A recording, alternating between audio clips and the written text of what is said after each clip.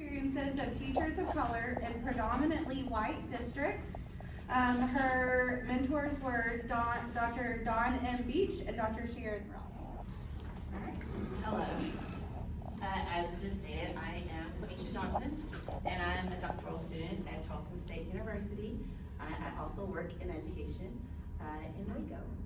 So I did a phenomenological study on the workplace experiences of educators of color in predominantly white districts, mostly because what I want to do is take you through my thought process of actually achieving this. The educator workforce is actually not as diverse as we want it to be. It's approximately 83% white in the nation. And then 16% of that is just minority teachers. But the student population in K-12 public schools, this is public schools, is approximately 40% minority students. And so it's changing and it's constantly increasing, and we still have achievement gaps of at least about 16% when you're looking at students of color, specifically Black and Hispanic, as opposed to white students in different areas. So my question was, what do we do and why are there not more educators of color in this whole entire workforce if we are noticing that there is a problem? So the purpose of the study was to actually understand the experience of educators of color and the effects of these experiences on recruitment, retention, acceptance, and social views. I felt like it would be improper for us to think about the fact that where we work doesn't influence how we live. And so I wanted to see, is there a real correlation? Does it influence how we live? Does it influence how we view the world? So this is just a diagram of the framework that I was using for this phenomenological study, because it is a qualitative study. So taking their lived work experiences and running it basically through a lens of critical race theory and microaggressions. And from there, try to find an understanding on these three areas: recruitment, retention, and social outlook.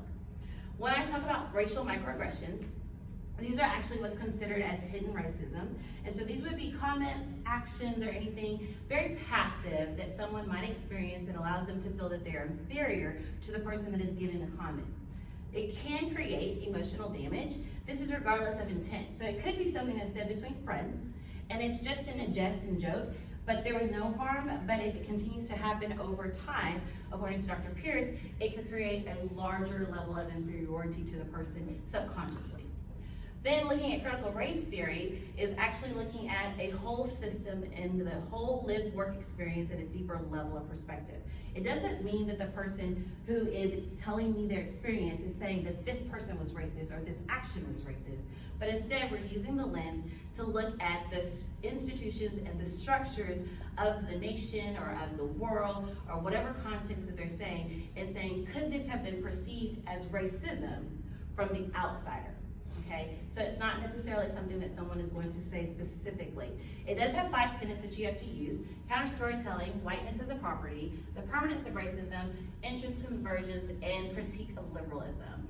And so this basically, long story short, when you're talking about critical race theory, is going to allow you to take the story of the person, and then it's going to allow for you to be able to consider what are the normal social norms, then look at how does society say that we have disconjointment of different races, how do they interact with each other, and then consider how have things changed, what requires for change, who is required for change, and is there an opportunity for us to actually have true equality.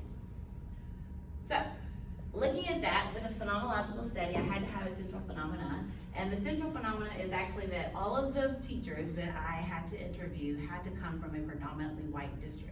So when we say predominantly white district, this means that the student population and the teacher population has majority white.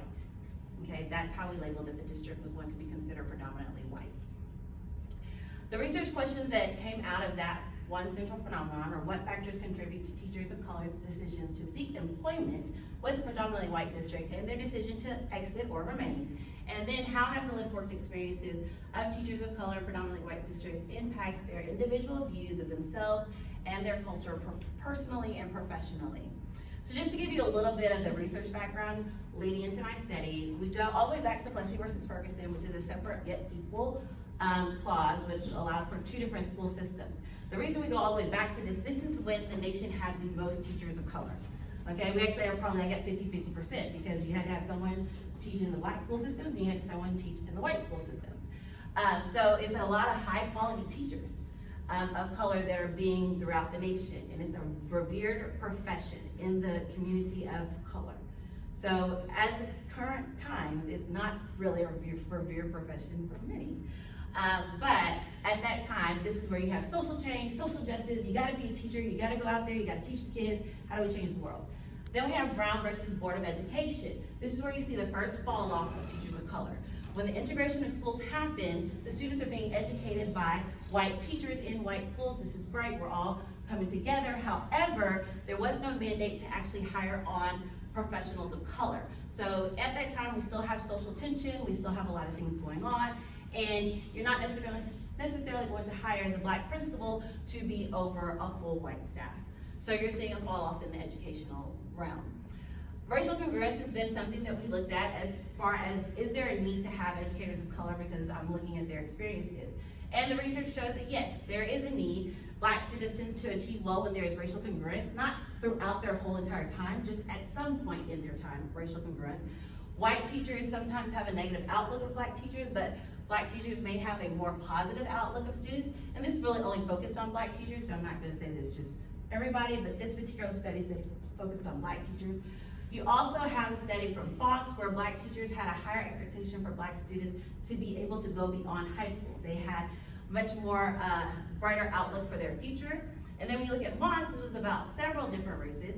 Racially congruent teachers offered a mirror and a window, and that was key because the students were able to say in the study, oh, it was nice to see someone else like me, so I can view what it would look like for me to be a professional, or for me to intermingle with other races, because their own home life might only be with their culture. It might only be with people who look like them, and it's in a social setting. As we all know, social settings and academia settings and professional settings, they're all different. So you want to be able to see that. And then the lack of retention, you had job dissatisfaction, people were considered a disciplinarian, and there was a lack of connection. If I'm the only person that looks like me and I have no one else that understands any of my struggles, I may feel that I'm less connected to others, and so they would choose to leave. Recruitment also had its own barriers, and so when you're looking at it, I really want to focus on the bottom one. Historically, black colleges were the main pipeline for educators of color, and as I said, the profession is not reviewed as being very lucrative, so I cannot break the cycles of my own family. I'm not gonna make enough money, and it's not seen as something that is high status, okay? I'm not going to be looked at as someone who's achieved something great if I become a teacher. Because of that social change, we see a lack of students going into the educational realm when they're choosing their undergraduate majors, and so we see a lack of educators of color. So the methodology.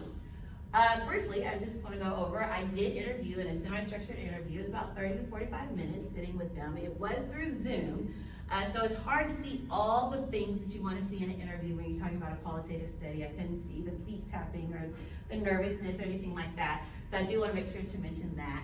The breakdown of students, there are 7 participants, 4 women, 3 men. 3 predominantly white districts were actually represented in all of their experiences. And they all had one predominantly white district in common. I didn't expect that to happen, but it did. So the data analysis, I did go through 2 sets of coding, 1 structural, 1 conceptual coding. The conceptual coding gives me the assertions that we're going to talk about in just a minute. And then I went through a theme development for that. So what comes out of the themes? There are 4 particular themes: a need for respect, a need for acknowledgement and promotion, and then a need for advocacy is what happened. So when you're looking at this theme, or you're looking at the results, there were 26 assertions that I could create from looking at all of the interviews. It required, in order for it to become an assertion, that at least 4 of the participants had a general experience, that we could make a general topic or general statement about it. From there, then there was a coding of those particular assertions to divide the themes that come out of it. So when you're looking at it, you have 8 of them that fall in respect, 5 of them in acknowledgement, 5 of them in promotion and growth, and 7 of them in advocacy.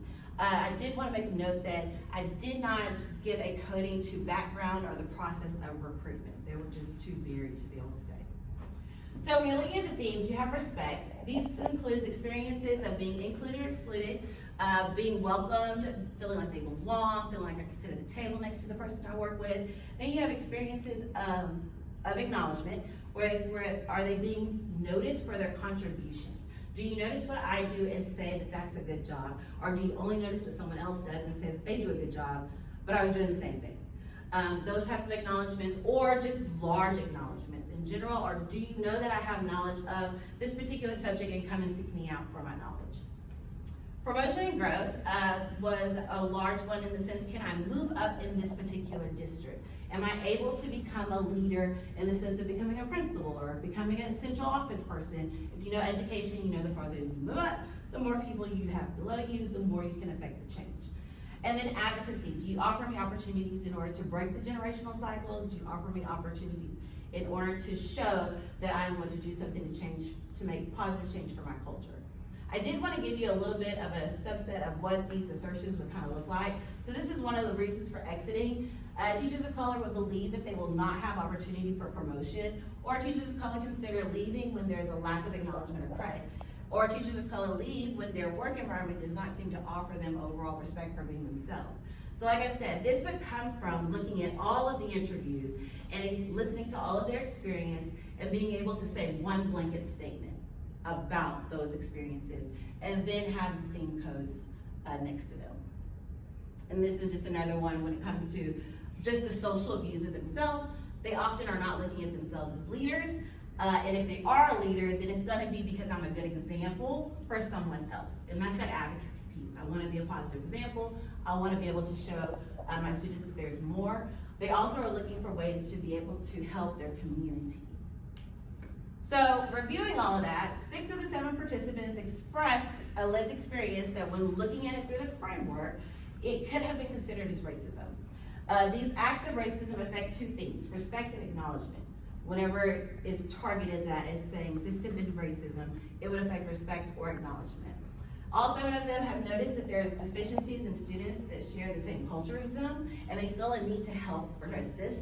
All 7 participants discussed interacting with their leadership in a leadership role fondly. They enjoy interacting with their leaders.